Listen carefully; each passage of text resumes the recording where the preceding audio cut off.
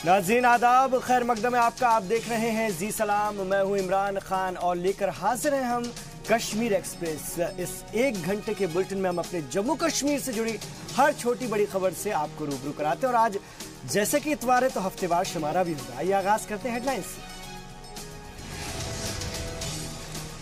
Pakistani mortar ने उड़ा दिए मोहम्मद रमजान का घर, 3 बच्चों समेत 5 लोगों की मौके पर ही मौत, 2 बच्चे जम्मू रेफर, इलाज जारी।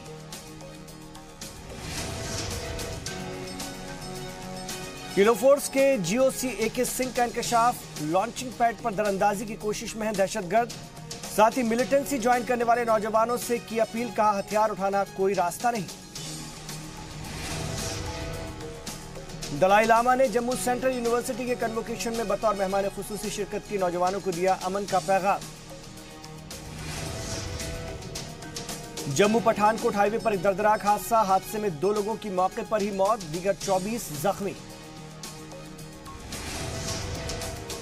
और मुल्क भर में चैत्र नवरात्रों की धूम, वैष्णो देवी समेत रियासत के तमाम मंदिरों में उमड़ा लोगों का हुजूम, 9 रोज तक होगी दुर्गा मां की पूजा।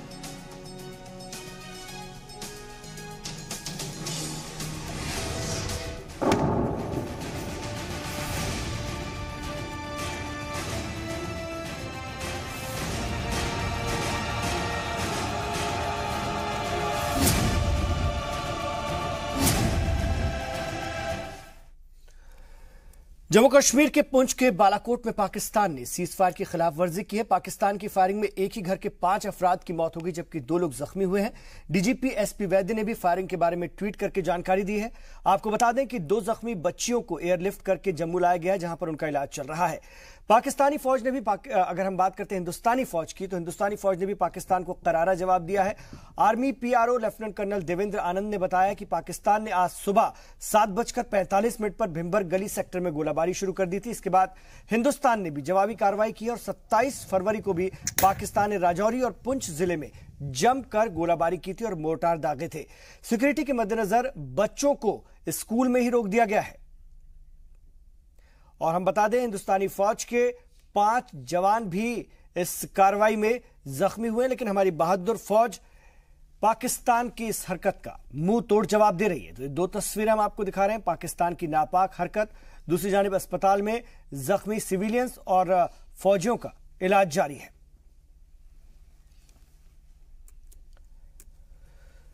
तो फायरबंदी की खिलाफ वर्जी पर IG पुलिस जम्मू कश्मीर का क्या कुछ कहना है, आइए सुनते हैं। पाकिस्तान की ओर से आज पुंछ सेक्टर में सीज फायर वायलेशन किया गया, जिसमें एक ही घर के 5 सदस्यों की मौत हो गई है और अभी भी रेस्क्यू ऑपरेशन वो वहां पे जारी है। इस पे IG जम्मू बात करेंगे। सर, किस तरह से पुलिस ने निर्देश दिए वहां पे और क्या लोगों को रेस्क्यू करने में किस तरह से आप कोऑपरेट कर रहे हैं जिला प्रशासन को? देखिए, अर्ली मॉर्निंग एक सीज फायर वायलेशन पाकिस्तान की तरफ से हुई थी, जिसमें उन्होंने मोटर शेलिंग की थी। काफ़ी हैवी मोटर शेलिंग हुई और हमारा विलेज जो था वहाँ पे जो है एक ही परिवार में वहाँ मोटर शेल गिरे और उसमें अनफॉर्चुनेटली 5 सदस्यों की डेथ हुई है। खबर मिलते ही हमने इमीडिएटली अपनी जो पार्टी थी वो भेज दी है। बुलेट प्रूफ बंकर जो है उस विलेज में ऑलरेडी प्लेस है। हमारे ऑफिसर्स और हमारे जवान जो हैं वो वहाँ पे हैं। उन्होंने गोलाबारी के बीच में लोगों को निकाला है। 2 क्रिटिकली जो इंजर्ड बच्चे थे उनको एयरलिफ्ट किया गया है जम्मू के लिए। आखिरी सवाल ये होगा कि जो खासकर सेना के साथ किस तरह से तालमेल आप बनाएंगे, क्योंकि जिस तरह से LOC के 3-4 किलोमीटर के अंदर जो रिहायशी इलाके हैं वहां पे गोलाबारी की गई है, तो ऐसे में कितना चैलेंजिंग है पुलिस के लिए? आर्मी और पुलिस एक ही पेज में है, उनके साथ मिलकर हम जो है पूरा सिक्योरिटी ग्रिड जो है एक्टिवेटेड है। आर्मी ने भी इसमें हेल्प की है इवैक्यूएट करने में। अभी जो चॉपर सर्विस हमने आर्मी जो है एयरफोर्स के चॉपर जो हैं वो भेजे हैं, उसमें एक ही कोऑर्डिनेशन हमारी कंप्लीट है। फिर भी हम इसको और सिचुएशन अगर वर्सन होती है उसके लिए हमारे इंतजाम हैं। बंकर जहाँ जहाँ हैं लोगों को निर्देश दिए गए हैं वो बंकर्स में चले जाएं। अभी क्योंकि फायरिंग बंद है तो हम किसी भी जो है सिचुएशन से डील करने के लिए पूरी तरह से तैयार हैं। IG जम्मू जिनका कहना है किसी भी तरह की सिचुएशन को डील करने के लिए पुलिस ने तमाम इंतजामात कर लिए हैं और सेना की भी इसमें जो है मदद ली गई है और लोगों को भी ये हिदायत दी गई है कि वो पीछे बंकर में या सेफ जो मकानात है उसमें आ जाएं ताकि जानो माल का कम से कम नुकसान हो पाए। कैमरामैन आशु के साथ राजन वैद, जी मीडिया जम्मू। और पाकिस्तान की फायरिंग में हलाक रमजान के भाई का क्या कुछ कहना है, आइए आपको सुनवाते हैं। हमारे साथ मोहम्मद रमज़ान के भाई मौजूद हैं। मोहम्मद रमज़ान के जो बीवी है और वो खुद और उनके 3 बच्चे हैं, उनकी मौत हो गई सीज़ फायर वायलेशन में। और उनकी 2 बच्चियां अभी भी जम्मू के राजकीय मेडिकल कॉलेज में भर्ती हैं। उनका जो ट्रीटमेंट यहाँ चल रहा है, किस तरह से ये वाक़या पेश आया? सर, ये सुबह को 8:30 बजे के करीब शेलिंग स्टार्ट हुई, तो मैं अपने घर से सोया हुआ था, तो शेलिंग जैसे इनके घर के ऊपर पड़ी तो मैं भाग के गया। 5 कैजुअल्टी तो जगह पे होगी। 2 बच्चियों को मैंने फौरी तौर पे PHC में फर्स्ट एड के लिए लेके गया इन्हें बाइक पे। तो किस तरह से इनको यहाँ जम्मू में लाया गया और यहाँ पे इनकी हालात कैसी हैं? सर, रजौरी से हमें डिविजनल कमिश्नर साहब ने चॉपर का अरेंजमेंट करके दिया जम्मू यहाँ लाने में, तो इन बच्चों को हमने चॉपर के लिए जम्मू लाया। तो यहाँ डॉक्टर ने क्या बताया है, कैसी है इनकी तबीयत, कितना वक्त लगेगा, क्या ये ठीक हो जाएंगी? बड़ी बच्ची तो फिलहाल नॉर्मल बताई जाती है, लेकिन छोटी क्रिटिकल है, ज़्यादा क्रिटिकल है। उसको हेड इंजरी हुई है और 2-3 जगह और इंजरी हुई। नहीं, गवर्नमेंट को तो स्टेप लेना चाहिए कोई ना कोई। हम लोगों का अब इन छोटी बच्चियों का कसूर है। 7 परिवार में से 2 बच्चियां रह रही हैं, अब इनका कौन सोचेगा, देखेगा? जी, तो आप सुन सकते हैं जो परिवारजन हैं, जो मोहम्मद रमज़ान के भाई से हमने बात की, उनका कहना है कि सरकार को इसमें कदम उठाने चाहिए, क्योंकि लोगों की जान माल की सुरक्षा करना ये सरकार का काम है। और जिस तरह से पाकिस्तान की ओर से नापाक हरकत की गई है, उससे पूरे पूंछ इलाके में और यहाँ जम्मू में भी जो इनके रिश्तेदार हैं वो खौफज़दा हैं। और उनकी अभी यही उम्मीद है और यही दुआ भी है कि जो बच्चियाँ 2 बच गई हैं मोहम्मद रमज़ान की, वो जल्द से जल्द ठीक हो जाएं। कैमरामैन आशु के साथ राजन वैद, जी मीडिया जम्मू। ये सिलसिला तो बहुत अरसे से चल रहा है कि पाकिस्तान जो फायरिंग करती है, पाकिस्तान की आर्मी या रेंजर्स, वो सिविलियन को टारगेट करते हैं, शहरी को टारगेट करते हैं, भारतीय शहरियों को जो बॉर्डर पे रहते हैं। आपने देखा होगा, ये सिर्फ पुंछ की बात नहीं है। ये आप देखिए, रणबीर सिंहपुरा हो, सांबा हो, हर जगह पिछले 1 महीने में कोई 6-7 इंसिडेंट्स ऐसे हो चुके हैं जहां सिविलियंस मारे गए हैं। तो ये वक्त आ गया है कि हमें भी कुछ बड़ी कड़ी कार्रवाई करनी पड़ेगी। देखिए, वही मैं सवाल पूछना चाहती हूँ, कब तक ये चलता रहेगा? जम्मू और कश्मीर में जब से 2014 से ये सरकार आई है और राज्य में भी उनकी सरकार बनी है, और ऐसी सरकार बनी है जो मौका परस्त सरकार है, ऐसी पार्टी के साथ इन लोगों ने गठबंधन कर सरकार चला रहे हैं जहाँ पे दोनों की विचारधाराएं ना मिलती हों, तो उसका जो खामियाजा वहाँ की जनता भुगत रही। और पाकिस्तान का इलाज जरूरी है। 2017 में पाकिस्तान ने 860 से ज्यादा बार सीज फायर तोड़ा है। 2018 में फरवरी तक 432 बार तोड़ा है सीज फायर। फायरबंदी की खिलाफ वर्जी में पाकिस्तान के 23 जवान मारे गए। फायरबंदी की खिलाफ वर्जी में भारत के 26 फौजी शहीद हो चुके हैं। तो पाकिस्तान अपनी हरकत से बाज नहीं आ रहा है। यह सिलसिला पाकिस्तान की तरफ से जारी है और भारत लगातार इसका मुंह तोड़ जवाब देता है, लेकिन पड़ोसी ये नहीं समझ रहा है कि इसका कितना नुकसान उसे होगा। वो लगातार अपनी जो हिकमत अमली है, खास तौर से दहशतगर्दों को दरअंदाज कराने की, उसके चलते इस तरह की हरकत करता है। पाकिस्तान की जानिब से हुई सीज फायर के खिलाफ वर्जी पर क्या कुछ कहना है मरकजी वजीर जितेंद्र सिंह का, आइए सुनते हैं। I think the Raksha Mantralaya, the Home Ministry, takes cognizance of all this, and there is an appropriate retaliatory action also taking place from the Indian side. So we must be rest assured of the capacity, capability of the Indian security forces. और हंदवाड़ा में kilo force के GOC AK Singh ने सहाफियों से बातचीत करते हुए हाल ही में militancy join करने वाले कश्मीरी तलबा के बारे में कहा कि फौज की कोशिश है कि भटके हुए नौजवानों को घर वापस लाया जाए। उन्होंने कहा कि बंदूक उठा लेने से परेशानियां हल नहीं होंगी, नौजवानों को खुलकर बात करने की जरूरत है। वहीं उन्होंने आगाह किया कि लॉन्चिंग पैड पर दहशतगर्द दरअंदाजी की फिराक में है। देखिए, एक बहुत ही कम ऐसे कश्मीर का यूथ है जो हथियार उठा रहा है। मनन वानी और उसके बाद में ये जिन्होंने हथियार उठाया, और मैं समझता हूँ ये एक बहुत ही ऐसी बात है कि उनके परिवार ने इसका पुरजोर विरोध किया है। उनके परिवार ने उनको अपील की है कि वो वापस लौटे, और उनके परिवार ने बोला है कि ये कदम ठीक नहीं है। तशद्दुद से और वायलेंस से और गन के जरिए किसी भी समस्या का समाधान नहीं हो सकता है। बातचीत के जरिए ही समस्या का समाधान होगा। कश्मीर का ज्यादातर यूथ इस बात को समझता है। हमने बहुत इंडियन आर्मी ने काफी सारे कदम उठाए हैं और कश्मीर के यूथ ने उसमें बढ़ चढ़ कर भाग लिया है। स्किल सेंटर हो, चाहे स्पोर्ट्स हो, और हर एक फील्ड में कश्मीर का यूथ बहुत ही अच्छा नाम कमा रहा है। तो मुझे ये लगता है कि सब जो है अच्छी चीज है और आगे से आगे जो है कश्मीर में हालात सुधरता ही जाएगा। मिलिटेंट्स मौजूद जरूर हैं और उनकी पूरी तैयारी है अंदर आने के लिए, जो है बॉर्डर में इन्फिल्ट्रेट करने के लिए, लेकिन भारतीय सेना भी पूरी तरह से तैयार है उनकी इस कोशिश को विफल और नाकाम करने के लिए।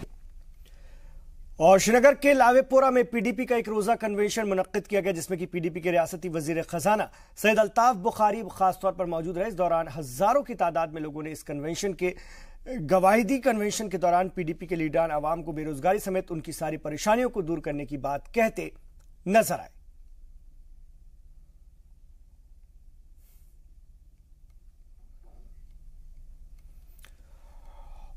और मुल्क में बेरोजगारी दूर करने और नौजवानों को अपने पैरों पर खड़ा होने में मदद के लिए तमाम तरह की स्कीम चलाई जा रही हैं, लेकिन उनमें से ज्यादातर स्कीम्स की जानकारी आम लोगों को ही नहीं है, इससे कि वो उसका फायदा नहीं उठा पाते हैं। सरकार आम लोगों तक स्कीम्स को पहुंचाने के लिए मुल्क भर में इकदाम उठा रही है और इसी का नतीजा है कि कश्मीर के गुलमर्ग में कारोबारियों की एक टीम ने बिजनेस सेमिनार का इनेकाद किया। इस सेमिनार में मकामी एमएलए समेत कई बड़े ओहदेदारान मौजूद रहे। हमने एक स्ट्रैटेजी तैयार किया है कि किस तरह से इस साल सभी राज्यों में हम युवाओं को एक नया उनको स्लोगन दें, बेरोजगार से स्वरोजगार, from unemployment to self employment. तो आज का नौजवान अपने आप को बेरोजगार न समझे। आज बहुत सारी स्कीम्स हैं, मुद्रा स्कीम है, स्टैंड अप इंडिया स्कीम है, जिसमें कि युवाओं को बहुत सपोर्ट मिल रही है, बहुत लोन्स मिल रहे हैं सरकार की तरफ से। केवल एक अच्छे बिजनेस आइडिया और एक अच्छी मेंटरिंग और हैंड होल्डिंग की ज़रूरत है, और जो कि यहाँ के युवा को अगर मिल जाए तो कश्मीर का युवा तो नेशनल मेन स्ट्रीम से भी बेहतर कर सकता है। आपके हाथ में हुनर है, आर्ट है, आप पश्मीनी शाल बना सकते हैं, आप ये बना सकते हैं। मैं इनवाइट करता हूँ, आप ज्वेलरी क्यों नहीं बना सकते हैं, आप सोने के दागिने क्यों नहीं बना सकते आप। मैं आपको ट्रेनिंग दूंगा, विकास योजना है, उसी में there are so many things के आप उसमें ज्वेलरी सीख सकते हैं, सोने दागिने बनाने सीख सकते हैं। आप मेरे पास आइए, होसूर आइए, मुंबई आइए, वहाँ से आपको मैं सिखा सकता हूँ कि ज्वेलरी कैसे बनाते हैं। और रूहानी पेशवा दलाई लामा ने सेंट्रल यूनिवर्सिटी ऑफ जम्मू के कन्वोकेशन में बतौर मेहमान खुसूसी शिरकत की। इस दौरान उनके साथ मरकजी वजीर जितेंद्र सिंह और यूनिवर्सिटी के वीसी अशोक एमा भी मौजूद रहे। इस दौरान खिताब करते हुए दलाई लामा ने कहा कि किसी भी मुद्दे को सुलझाने के लिए मिलिट्री पावर की नहीं बल्कि बातचीत की जरूरत होती है। उन्होंने तालीम पर जोर देते हुए कहा कि कई परेशानियों को तो तालीम दूर कर देती है।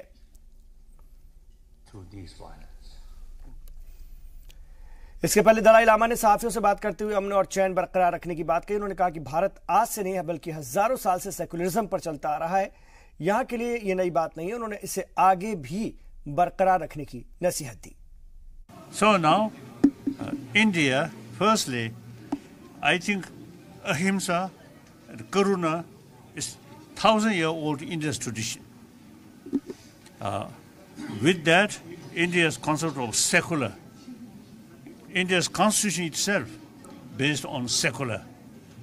So that's very relevant to today's world. Then people in Kashmir, in this area, I think good example, Muslim community, Buddhist community, very harmonious.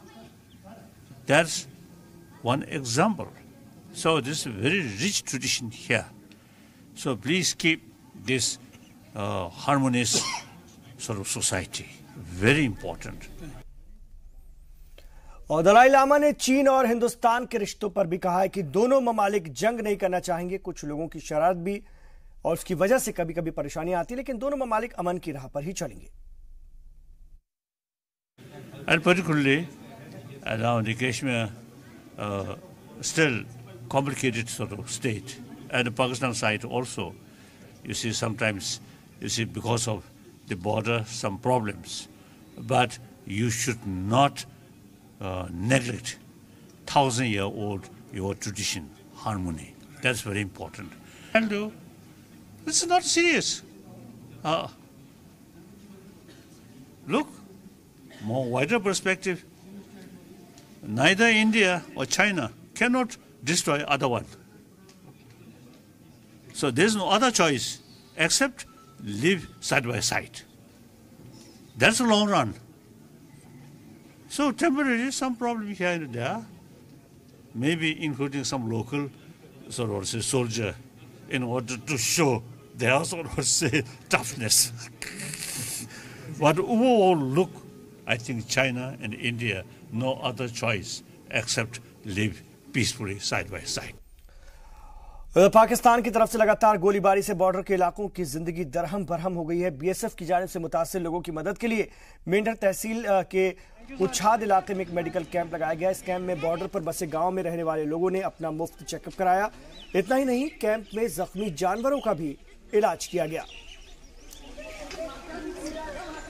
पूरा जम्मू जितना प्रोविंस है उसमें इस तरह के कैंप बीएसएफ की तरफ से हमेशा लगते रहते हैं और लगते रहेंगे, और जो भी मदद हमसे बन पड़ेगी देंगे। वेटनरी कैंप यहाँ लगा हुआ है, मेडिकल कैंप लगा हुआ है, डॉक्टर कुछ डिस्ट्रिक्ट एडमिनिस्ट्रेशन से भी आए हुए हैं, हमारे बीएसएफ का लेडी डॉक्टर भी है और मेडिसिन भी आपने देखी हैं, वेटनरी डॉक्टर भी, वेटनरी असिस्टेंट भी है। तो बिल्कुल कभी कभी इसमें कमी नहीं आने दे। हो सकता है थोड़ा समय आगे पीछे हो सकता है, लेकिन हमेशा कैंप लगते रहेंगे।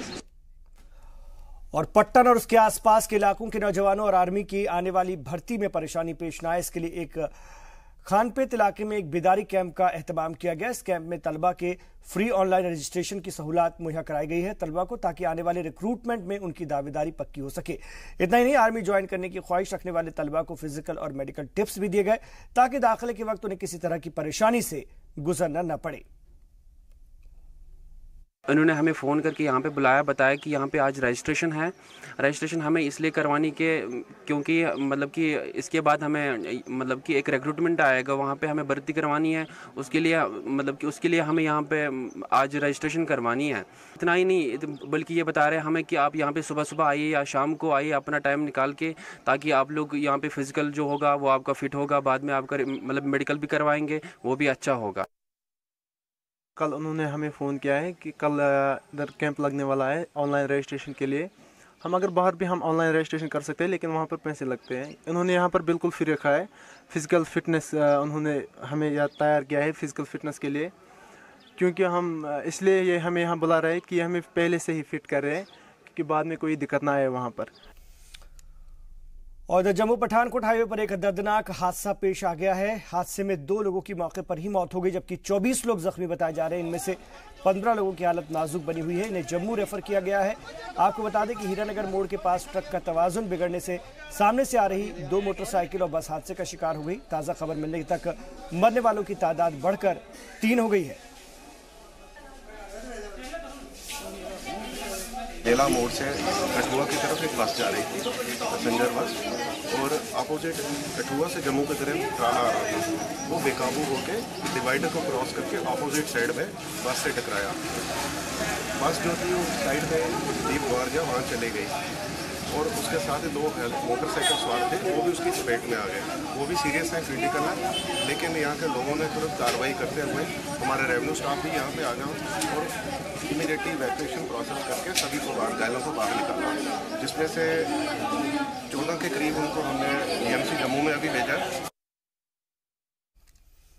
तो आपको बता दें, एक दर्दनाक हादसा, और ये हादसा जम्मू पठानकोट हाईवे पर पेश आया है, जहां पर 2 लोगों की मौके पर ही मौत हो गई। 24 लोग जख्मी हैं, इनमें से 15 की हालत नाजुक है। इन्हें जम्मू रेफर किया गया। हीरानगर मोड़ के पास ट्रक का तवाजुन बिगड़ने से सामने से आ रही मोटरसाइकिल, 2 मोटरसाइकिल और एक बस हादसे का शिकार हो गई। ताज़ा खबर मिलने तक मरने वालों की तादाद 3 हो गई है। तो 3 लोगों की जान चली गई है। कठुआ से इस वक्त हमारे रिपोर्टर अरुण थापा इस वक्त हमारे साथ जुड़ गए हैं, उनसे बात करेंगे। कठुआ से फोन लाइन पर है। जी, जानना चाहेंगे आपसे, जो जख्मी हैं उनकी हालत फिलहाल कैसी है? राहत रसानी के क्या काम इस वक्त चल रहे हैं? जी थापा जी, शायद मेरी आवाज उन तक ठीक नहीं पहुंच पा रही। आप ये तस्वीरें देख रहे हैं, बेहद दर्दनाक हादसा, जहां एक ट्रक का तवाजुन बिगड़ गया, जिसके चलते वो 2 मोटरसाइकिलों और एक बस को कहीं ना कहीं उसने चपेट में ले लिया, लपेटे में ले लिया, जिसके चलते बस में सवार जो मुसाफिर थे वो जख्मी हुए हैं, जिनमें से 15 की हालत नाजुक है। 3 लोगों की जान चली गई है। कुल 24 लोग जख्मी हैं, जिनमें से 15 की हालत नाजुक बताई जा रही है। आप देख सकते हैं, जाए हादसा की तस्वीरें भी देख सकते हैं, जहां पर ये ट्रक और बस भिड़ गए और मोटरसाइकिल सवार भी 2 इसकी चपेट में आ गए। तो इस वक्त पठानकोट के अस्पताल में जख्मियों का इलाज चल रहा है।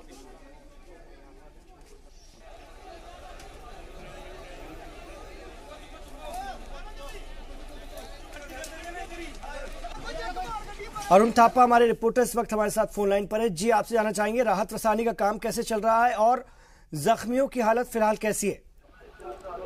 जी, कुल मिलाकर 24 जख्मी और ऑन द स्पॉट जो था वो 2 लोग जो उनकी कैजुअलिटी हो गई थी। एक बच्ची थी 7 साल की और एक जी। तो अभी जो खबर मिली है उसके हिसाब से एक और कैजुअलिटी हुई है जो 40 साल के करीब बताए जाते हैं। और तो जितने भी मरीज हैं वो अभी उनमें से कुछ लोग जो है जीएमसी जम्मू में रेफर किए गए हैं और 3 लोग जो है वो हीरानगर में हॉस्पिटल में हैं और 3 जो है वो कठुआ हॉस्पिटल में हैं। तो कुल मिलाकर 24 जख्मी हुए थे, जिनमें से एक की कैजुअलिटी हो गई, मतलब 23 जख्मी हैं अभी और 3 लोगों की जो कैजुअलिटी हुई है। 3 लोगों के मारे जाने की खबर है और जो जख्मी है जिनके बारे में आपने बताया था कि बहुत उनकी हालत, इसमें से 15 लोगों की हालत नाजुक बनी हुई है, उन्हें जम्मू रेफर तमाम लोगों को कर दिया गया है? जी, अभी उनमें से जम्मू में जो क्रिटिकल इंजर्ड थे उनको शिफ्ट किया गया था। कुल मिलाकर 19 लोग थे वो जो जिनको शिफ्ट किया गया था और बाकी जो कम जख्मी थे उनको हीरानगर और कठुआ हॉस्पिटल में शिफ्ट किया गया था।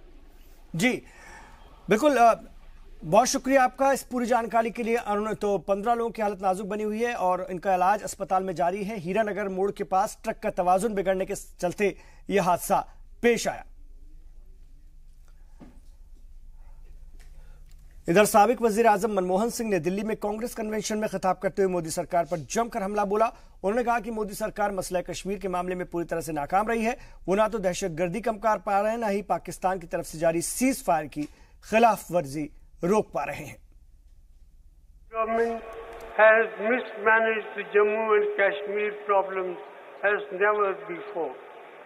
The atmosphere in Jammu and Kashmir is deteriorating day in and day out.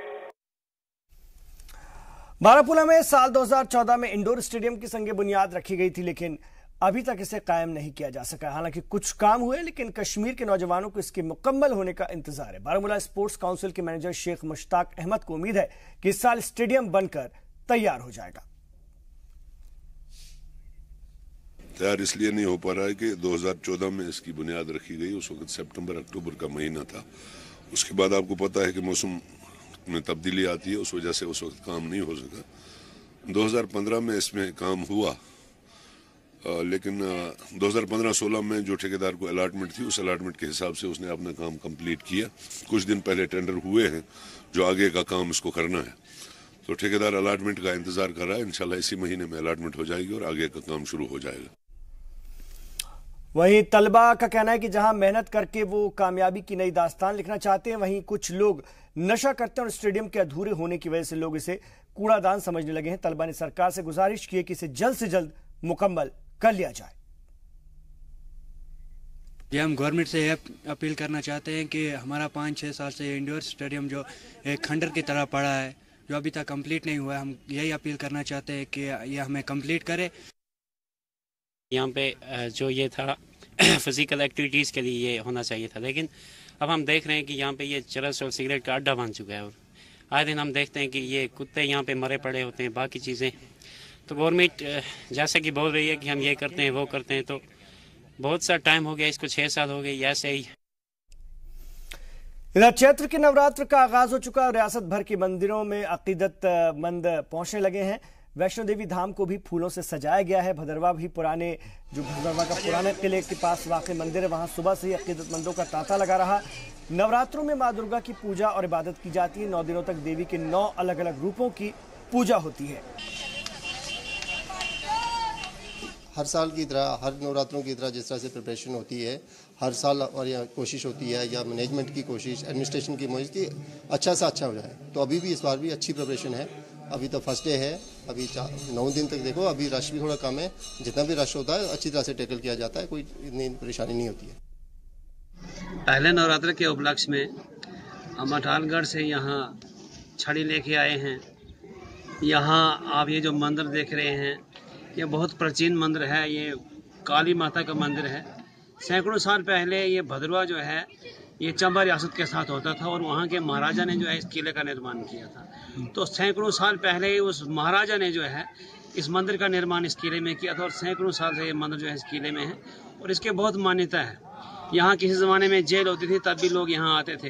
नवरात्रों में यहाँ बहुत बड़ा उत्सव होता था और आज तो यहाँ जेल नहीं है, आज तो ये टूरिज्म के अंडर चला गया है किला। लेकिन आज जो है इस दिन का महत्व और बढ़ गया और ज़्यादा लोग यहाँ आ रहे हैं और हम ये चाहते हैं कि पर्यटन विभाग जो है, टूरिज्म जो है, इसको वो क्या कहते हैं, रिलीजियस जो है एक टूरिज्म जो है वो उसको बढ़ावा दे, ताकि दूर दूर से लोग यहाँ इस मंदिर को देखने के लिए।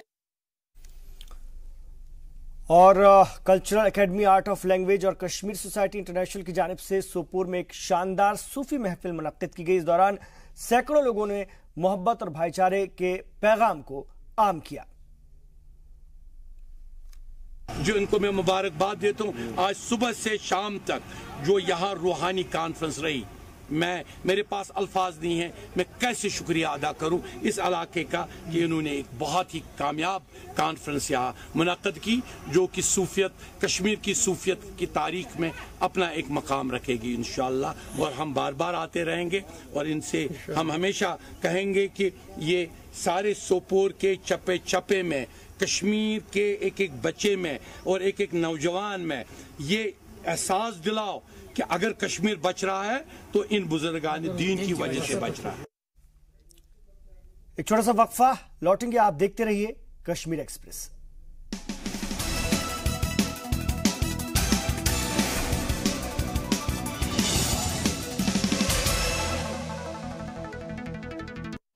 आप देख रहे हैं कश्मीर एक्सप्रेस और ये वक्त हो चला है कश्मीर एक्सप्रेस के हफ्तावार शुमारे का। आज इतवार है और इतवार को हम उन तमाम खबरों को लेकर आते हैं हफ्तेवार शुमारे में, जो हम हफ्ते भर खास खबरें आपको दिखाते हैं कश्मीर एक्सप्रेस में अपने जम्मू कश्मीर की।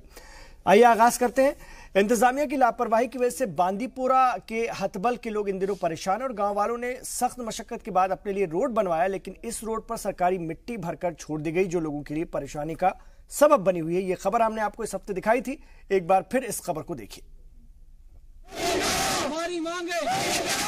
जिंदाबाद, मुर्दाबाद और हाय हाय के नारों के बीच कुछ मुस्कुराते चेहरे भी नजर आ रहे हैं। ये मुस्कान फर्जी नारे लगाने की वजह से नहीं, बल्कि हिचकिचाहट की वजह से है, जिसका फायदा सियासी लीडर और इंतजामिया के अफसरान अक्सर उठाते रहते हैं। यह हमारे खुलकर आवाज न उठाने का फायदा उठाते हैं।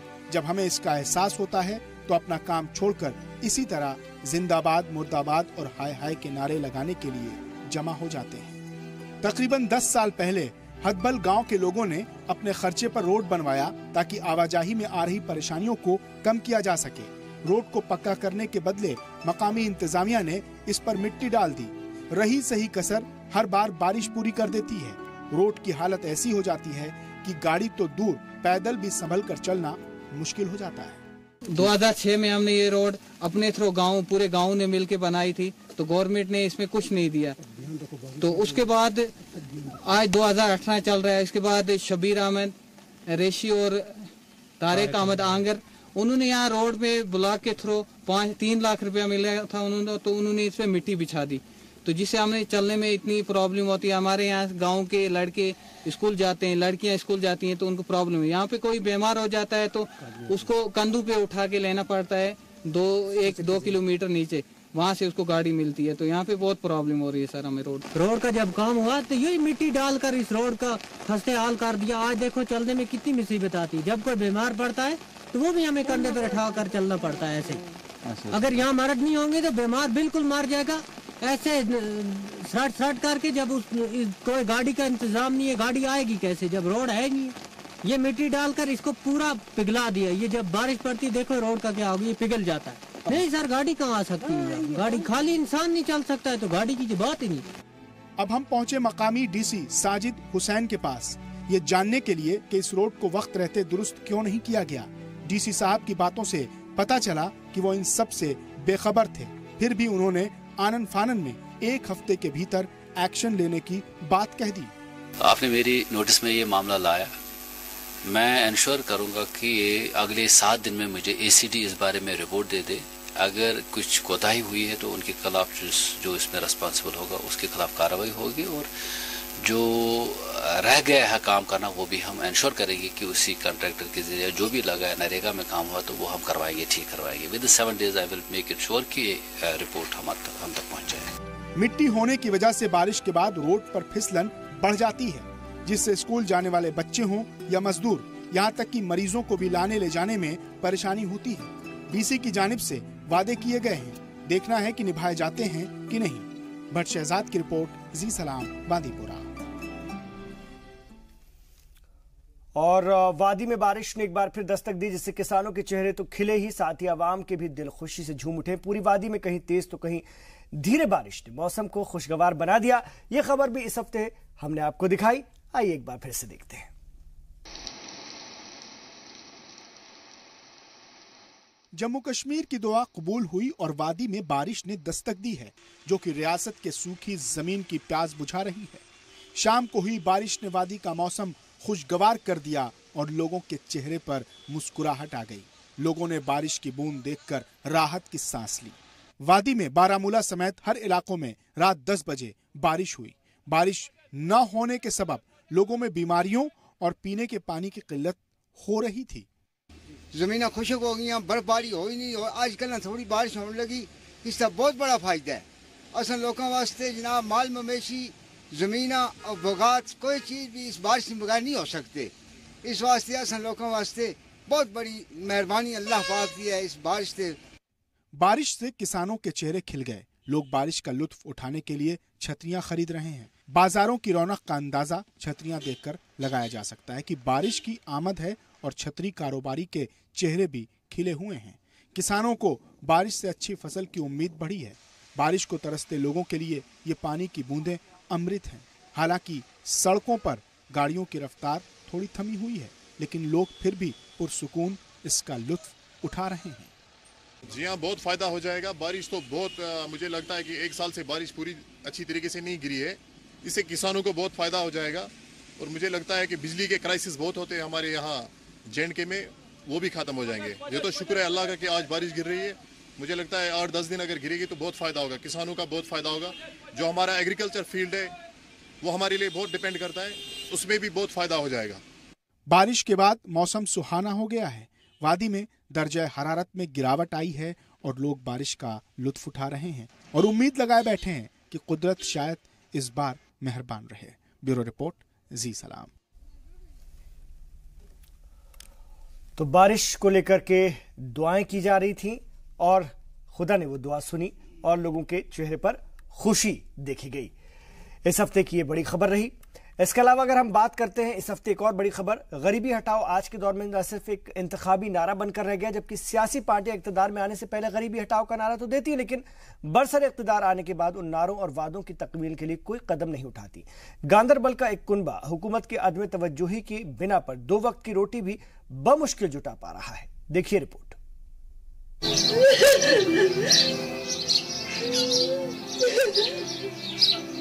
आंसू किसी अल्फाज के मोहताज नहीं होते। परेशानी और मुश्किलात के जब बादल सर पर मंडराने लगते हैं तो खुद ब खुद गरीब के पैर डगमगाने लगते हैं और हुकूमत कर रहे हुक्मरान गरीबों के फलाह बहबूद के लाख दावे करें, लेकिन इन आंखों के आंसू खुद बयां कर रहे हैं कि दावों में कितनी सच्चाई है और कितना झूठ। रियासत के गांदरबल के कोंडबर इलाके में रहने वाला यह गरीब और बेबस कुनबा एक उम्मीद लगाए बैठा है उसी हुकूमत से जहां पर गरीबी मिटाओ के दावे किए जाते हैं। कोंडबल का ये गरीब कुनबा गुर्बत में जीने को मजबूर है। हसीना जिसकी आंखों के आंसू उसके दर्द को बयां कर रहे हैं, उनके शौहर मोहम्मद मकबूल की अप्रैल 2016 में मौत हो गई थी। पेशे से मजदूर मोहम्मद मकबूल के मरने के बाद उनके अहल खाना की मदद करने की जहमत लेबर डिपार्टमेंट ने नहीं उठाई। वो एक मजदूर था, यहीं पर किसी घर में जाता था, हर एक घर में काम करता था, हमको पालता था। वो 2 साल बीमार था कंटिन्यू। फिर जब वो गुजरा, मगर उसने हमारे लिए एक जरिया रखा था, वो है लेबर डिपार्टमेंट। मगर उनके पास हम जाते हैं तो बोलते हैं इनको कम प्लेट आए, हम खुद आएंगे उधर देखेंगे। मगर तकरीबन 10-15 बार हम गए, उन्होंने कोई एक्शन नहीं लिया इसके खिलाफ। वो कल बोलते हैं कल सुबह कल, मगर एक्शन नहीं लेते हैं। आप ही हमारी घर की हालत देखे क्या कितनी ख़राब है। हम चाहते हैं कि हमें ये लेबर कमिश्नर देखे, खुद आकर देखे क्या हमारी हालत क्या है, फिर वो जो चाहे वो कर सकता है। बेबस अहल खाना 2 वक्त की रोटी के लिए मजबूर है। मजदूर का बेटा मजदूर बने ऐसा जरूरी तो नहीं, लेकिन वक्त पर मदद न मिल पाना ऐसा करवा जरूर सकता है। हायर सेकेंडरी में अच्छे मार्क्स लाकर जिंदगी को रोशन बनाने का ख्वाब देखने वाला मोहम्मद मकबूल का बेटा मुबारक मकबूल घर का गुजारा और अपनी तालीम को पूरी करने के लिए हफ्ते में 2 रोज मजदूरी करता है। वहीं पड़ोसी और रिश्तेदारों का कहना है कि हुकूमत को कम से कम यहाँ आकर इस कुनबे की हालत देखनी चाहिए और मदद के लिए हाथ बढ़ाने चाहिए। तरक्की के दावे अगर मुमकिन हो तो गरीब के मुंह का निवाला बन सकते हैं। वहीं एडीसी ने जी सलाम का शुक्रिया अदा करते हुए गरीब अहले खाना की मदद की यकीन दहानी कराई है। जी, ये फैमिली बिल्कुल गरीब है। इसका एक वाहिद कमाने वाला था जो 1 अप्रैल 2016 में हुआ, क्योंकि वो तकरीबन 2 साल बिस्तर पे ही लेटा था। बहुत खर्चा हुआ उसके ऊपर। अब ये फैमिली बिल्कुल इस वक्त 0 पे है। इसका कोई कमाने वाला नहीं है। अब बस एक वाहिद रास्ता था लेबर डिपार्टमेंट, वो भी अब बिल्कुल इनकी तरफ ध्यान ही नहीं। आपकी चैनल के वसादत से जो भी हमारा कंसर्न लेबर कमीशन है उसको सर मैं ये रिक्वेस्ट करना चाहता हूँ, सर आप खुद आइए, बिना किसी सर टाल मटोल के, बिना किसी मीटिंग के बहाने के आप खुद आइए और इसकी स्टेटस देखिए, ताकि जो भी उसके सर असिस्टेंस होगी वो ये बेचारी अवेल कर सकेगी। सर जो ये उनकी वारिस हैं उनको कागजात समेत मेरे पास भिजवा दीजिए। हम देखेंगे कि इसमें कौन सी रुकावट रही है इस केस को हल करने में।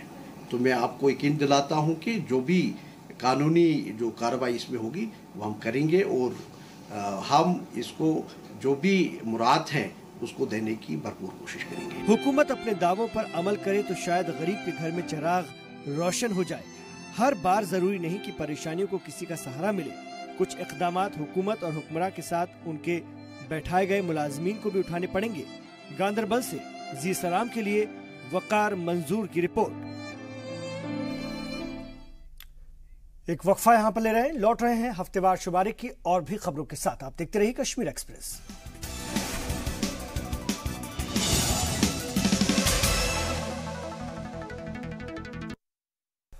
आप देख रहे हैं कश्मीर एक्सप्रेस और इतवार को जैसा कि हम अपने हफ्तेवार शुमारा आपके लिए लेकर आते हैं, हम उसी पर चल रहे हैं।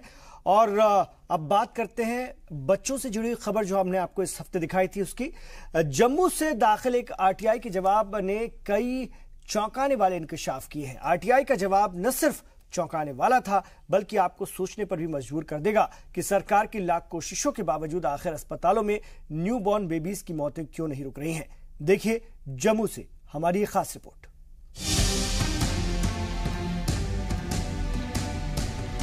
हमारे मुल्क में शुरू से ही इन्फेंट मोर्टेलिटी रेट के आदाद-ओ-शुमार सरदर्द बने हुए हैं। दुनिया देखने से पहले ही बच्चे दुनिया को अलविदा कह जाते हैं।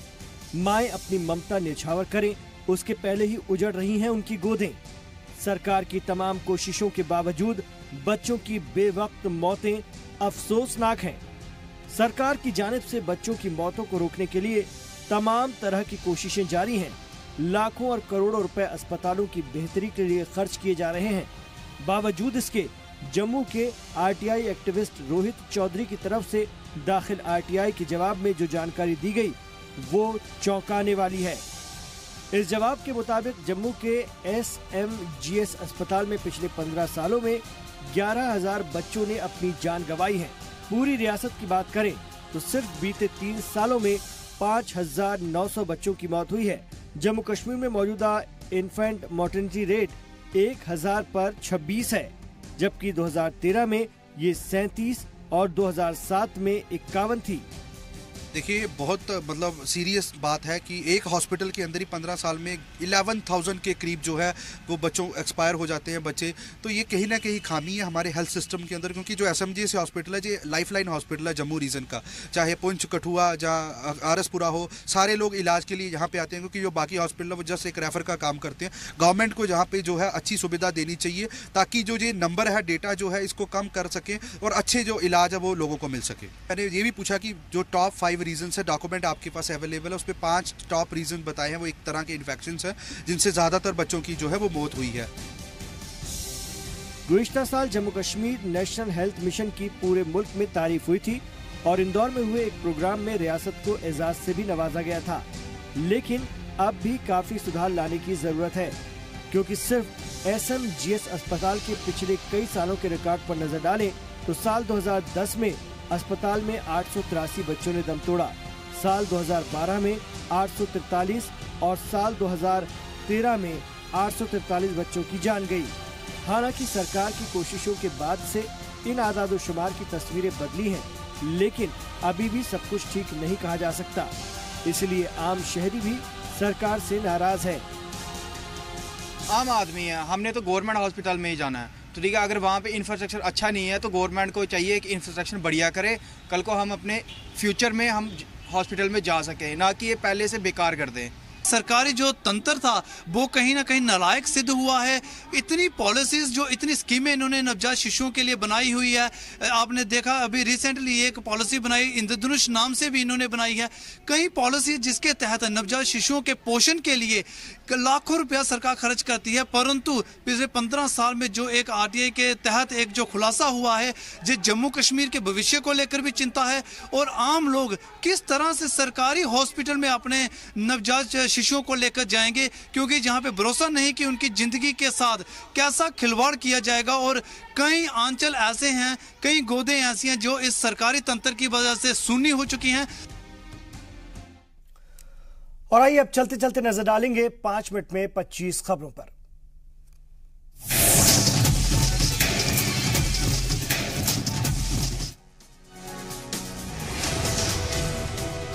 कांग्रेस के कौमी इजलास में राहुल गांधी का बीजेपी और RSS पर बड़ा हमला, बोले कौरवों की तरह नशे में चूर है मोदी सरकार, कत्ल के मुल्जिम अमित शाह को सदर बनाने पर उठाए सवाल।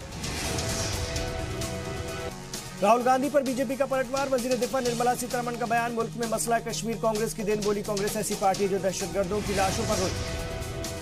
कांग्रेस के कौमी इजलास में साबिक PM मनमोहन सिंह का खिताब, मरकजी हुकूमत पर जमकर बोला हमला, कहा मसले कश्मीर का हल करने में मोदी हुकूमत मुकम्मल तौर पर नाकाम। पाकिस्तानी मोर्टार ने उड़ा दिया मोहम्मद रमजान का घर, 3 बच्चों समेत 5 लोगों की मौके पर ही मौत। ज़िमनी इंतखाबात के बाद राज्यसभा पर लगी मुल्क की निगाहें, सीट से ज्यादा उम्मीदवार होने पर कर्नाटक में भी होगी वोटिंग। ट्रिपल तलाक बिल की मुखालफत में मुस्लिम खवातीन ने खोला मोर्चा, आज लखनऊ में बड़ा एहतजाज, हजारों खवातीन की शिरकत। मोदी सरकार के खिलाफ कल दूसरी बार TDP लाएगी तहरीक अदम एतमाद, पार्टी MP रविंद्र बाबू ने गिनाए आदाद-ओ-शुमार। UPA की मजबूत करने में UPA को लगी कांग्रेस की जद्दोजहद के बीच अलग महाज की भी तैयारियां तेज, ममता बनर्जी ने इससे मिलने कल कोलकाता जा सकते हैं तेलंगाना CM। EVM पर अपोजिशन को बीजेपी का जवाब, राम माधव ने कहा अगर आम राय बनती है तो बैलेट पेपर से इंतखाब कराने पर गौर कर सकती है सरकार। UP के लखनऊ में नाबालिग तालिबा की लाश मिलने से हड़कंप, कोलावा के जंगल में पेड़ से लटकी मिली लाश। बिहार के सीतामढ़ी सड़क हादसे में मरने वालों की तादाद बढ़कर हुई 14, 45 लोग जख्मी, बस पलटने से हुआ हादसा। किलो फोर्स के GOC AK सिंह का इंकशाफ, लॉन्चिंग पैड पर दरअंदाजी की कोशिश में दहशतगर्द, साथ ही मिलिटेंसी ज्वाइन करने वाले नौजवानों से की अपील, कहा हथियार उठाना कोई रास्ता नहीं। दलाई लामा ने जम्मू सेंट्रल यूनिवर्सिटी के कन्वोकेशन में बतौर मेहमान खुसूसी शिरकत की, नौजवानों को दिया अमन का पैगाम।